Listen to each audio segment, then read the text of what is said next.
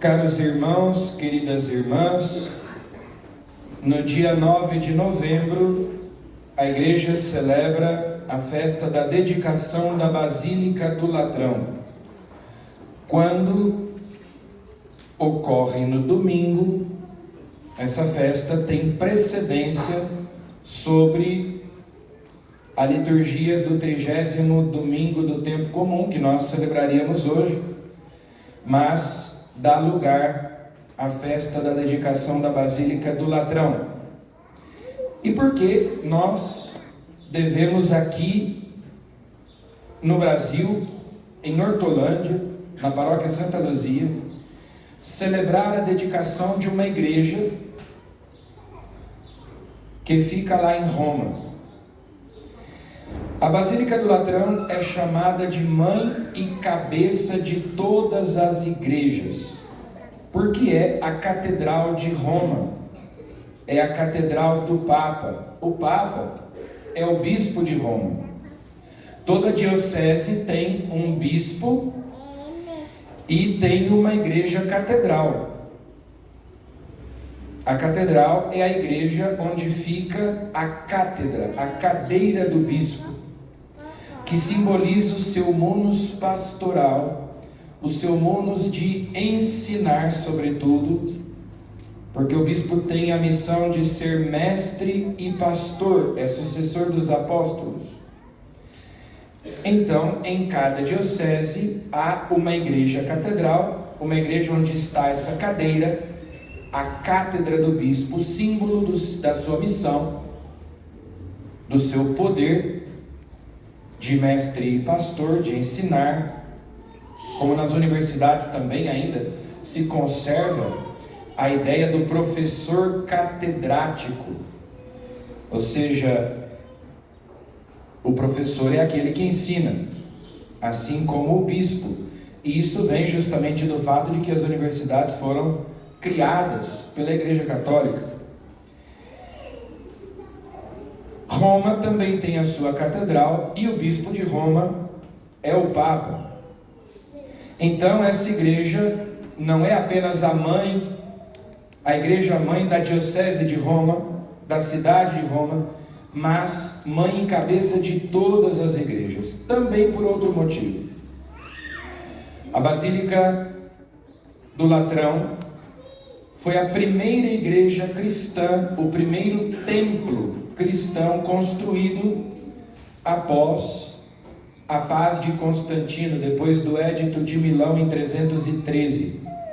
Antes disso, nos 3 primeiros séculos, todos nós sabemos, os cristãos eram perseguidos, viviam na clandestinidade, na marginalidade, e era nas casas que eles se reuniam para celebrar a Eucaristia. Nós sabemos, por exemplo, que a primeira comunidade cristã, a comunidade de Jerusalém, se reunia no cenáculo, que pertencia a Maria, mãe de São Marcos. Aquela sala ampla, espaçosa, mobiliada, que ficava no andar de cima, ficava no segundo andar, onde Jesus instituiu a Santíssima Eucaristia. Lá aconteceu o Pentecostes e os discípulos continuavam se reunindo ali. Tanto é que quando São Pedro estava preso e a igreja rezava por ele, e um anjo vem libertá-lo, ao sair da prisão ele se dirige diretamente para lá. E os Atos dos Apóstolos até contam que São Pedro bate na porta, uma pessoa vem abrir a porta. Quando vê que é São Pedro, fica tão emocionada que fecha a porta na cara dele e vai lá dentro dizer: Pedro está aí. Sim, mas cadê ele? Ah, é mesmo, ficou lá fora, né? Aí ela volta para abrir a porta e deixar ela entrar. A igreja de Jerusalém se reunia ali, na casa da mãe de São Marcos. E em cada cidade as pessoas se reuniam nas casas.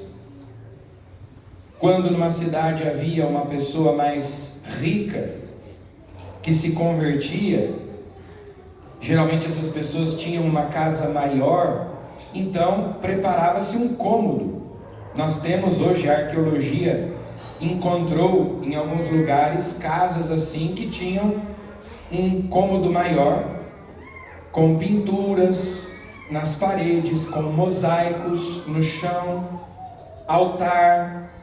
Era um cômodo no qual se improvisava uma espécie de capela para que as pessoas se reunissem ali para celebrar a Eucaristia. Também se celebrava nas catacumbas, muitas delas também ornamentadas. Catacumbas eram cemitérios onde se sepultavam os cristãos, e eles, aproveitando que os judeus e os romanos eram muito supersticiosos e não entravam em cemitérios, celebravam ali. Quando vem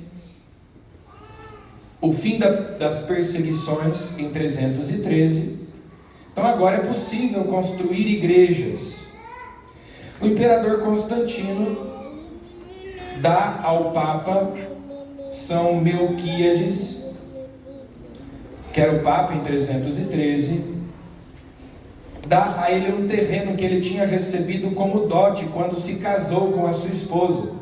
Era um terreno que ficava no bairro do Latrão, na periferia de Roma, e ali se constrói uma igreja. Em 314 morre o Papa Melquíades, vem o Papa São Silvestre. É o Papa daquela corrida do dia 31 de dezembro, né? Porque é o dia em que se comemora São Silvestre. É o Papa do Concílio de Niceia, o primeiro concílio da história da Igreja, primeiro concílio universal. Então se construiu ali uma igreja. Porém, os templos romanos, os templos dos pagãos de modo geral, eram construções relativamente pequenas, porque as pessoas não entravam dentro dos templos. Os templos geralmente eram um lugar onde havia a imagem, a estátua daquela divindade a qual era dedicado aquele templo, e só quem entrava no templo eram os sacerdotes. Então não eram muito espaçosos. Por isso se construiu ali um prédio, não no modelo dos templos pagãos, mas no modelo de basílica, que era um prédio que os romanos construíam para questões públicas.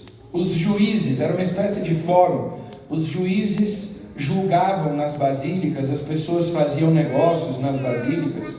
Era um tipo de construção que já existia, era uma espécie de palácio.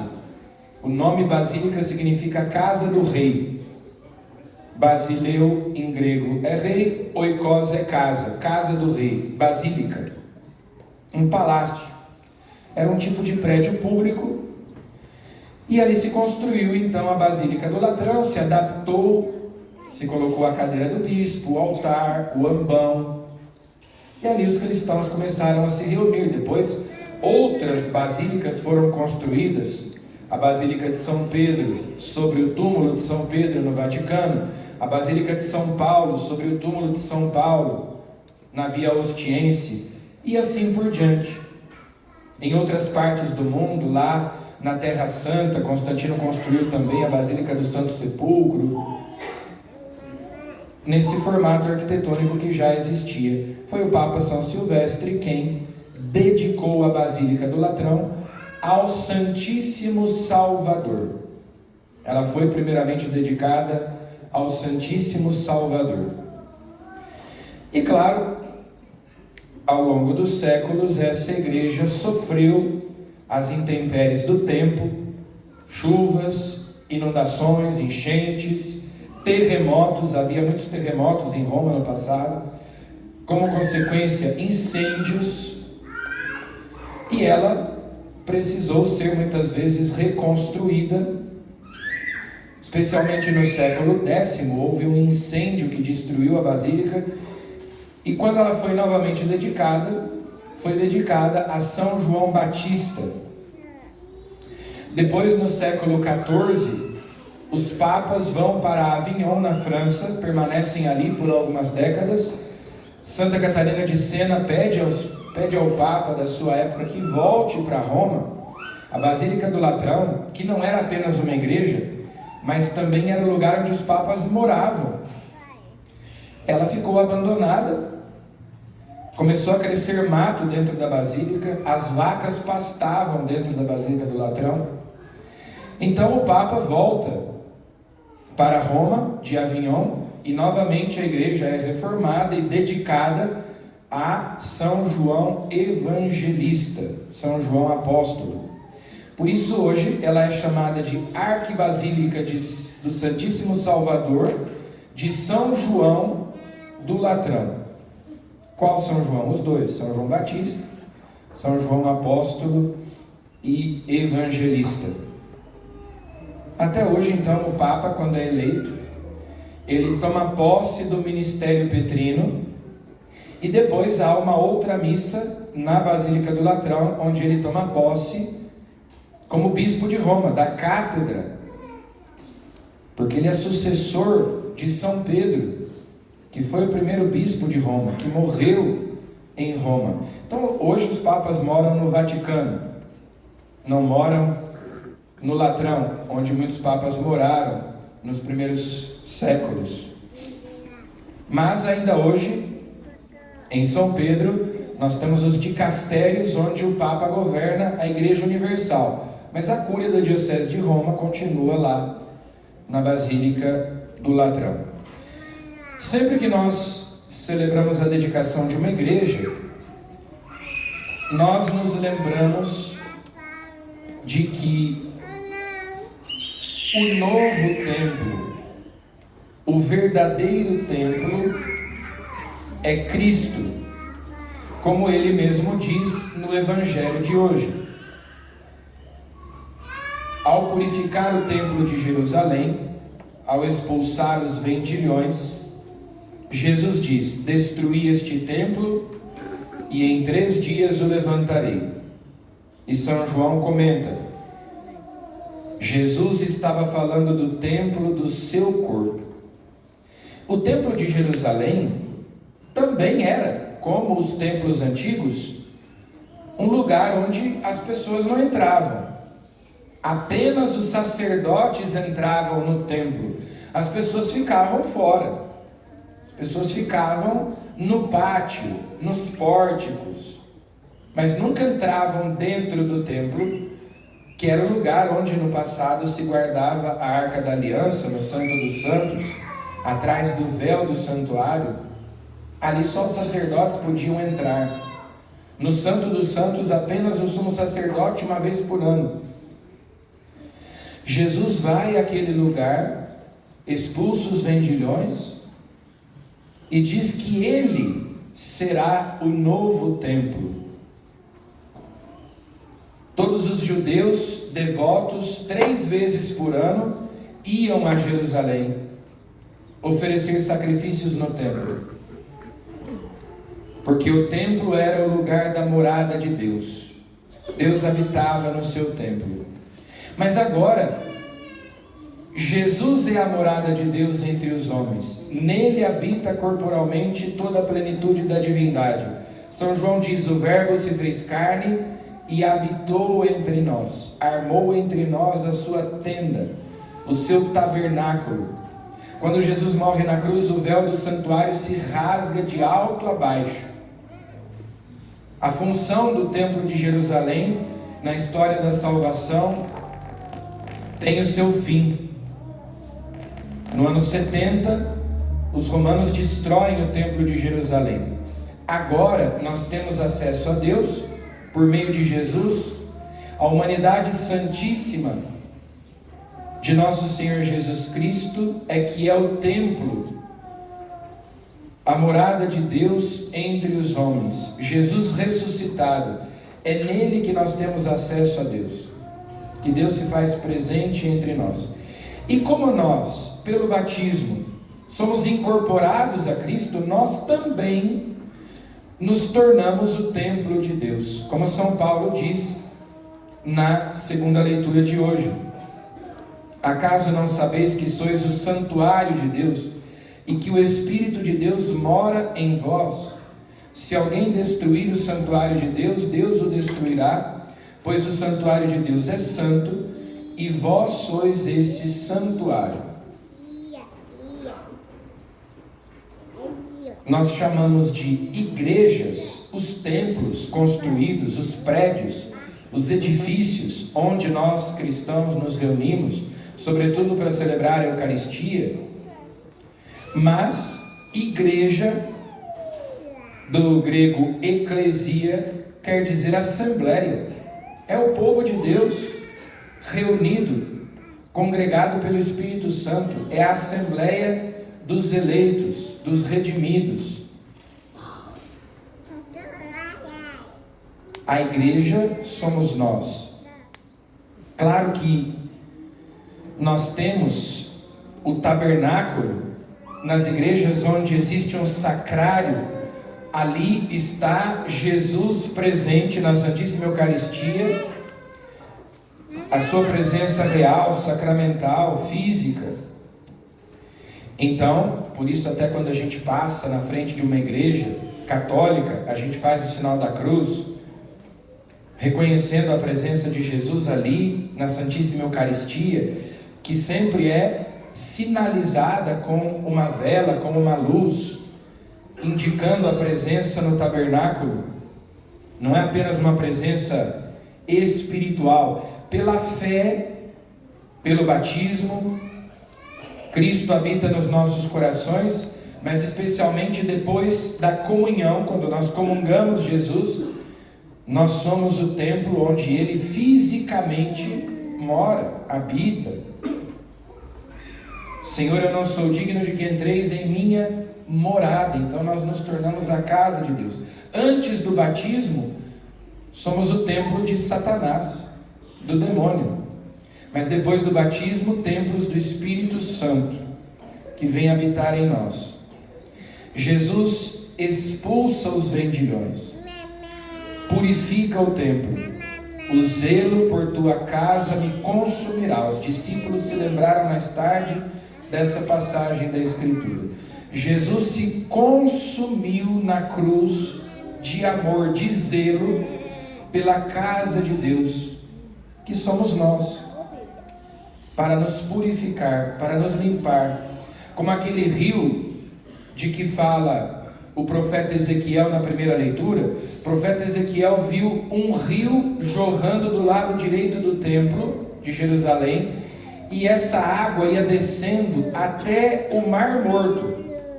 O Mar Morto fica abaixo do nível do mar. É o lugar mais profundo. E por isso tem muito sal. No Mar Morto não tem vida. Mas na visão de Ezequiel, essa água, esse rio que vinha do templo, desaguava no Mar Morto. E onde esse rio passava, ele levava cura, ele levava vida. Assim, nós temos uma imagem de Jesus crucificado, cujo lado direito foi transpassado pela lança e jorraram sangue e água. Assim nós somos purificados para nos tornarmos morada digna, habitação digna de Deus. Quando a gente vem à igreja, a gente gosta de encontrar a igreja limpa. A gente gosta de encontrar a igreja iluminada, as coisas em ordem. Assim também a nossa alma, nós devemos conservá-la limpa, em ordem, iluminada, para conservar a presença viva de Jesus nela, a inabitação da Santíssima Trindade na nossa alma, e sobretudo para recebê-lo na Santíssima Comunhão. Então vamos hoje, celebrando a dedicação da Basílica do Latrão, nos lembrar da nossa comunhão com a Sé de Pedro, com a Igreja Romana, onde morreram, onde se tornaram mártires, testemunhas de Jesus Cristo, os santos apóstolos Pedro e Paulo. De lá preside todas as igrejas, todas as dioceses do mundo, o sucessor de Pedro, o Santo Padre Papa. Na Basílica do Latrão, mãe e cabeça de todas as igrejas, está aquela cadeira, aquela cátedra, que nos lembra que o Papa é o pastor universal da igreja. E nós devemos estar em comunhão com ele, em unidade com o Vigário de Cristo. E que cada um de nós seja santuário de Deus. Se alguém destruir o santuário de Deus, Deus o destruirá, pois o santuário de Deus é santo e vós sois esse santuário. Lembrando a nossa vocação à santidade. Que nós possamos conservar a nossa alma na graça de Deus, para que Ele possa habitar em nós. Louvado seja nosso Senhor Jesus Cristo. Para sempre seja louvado.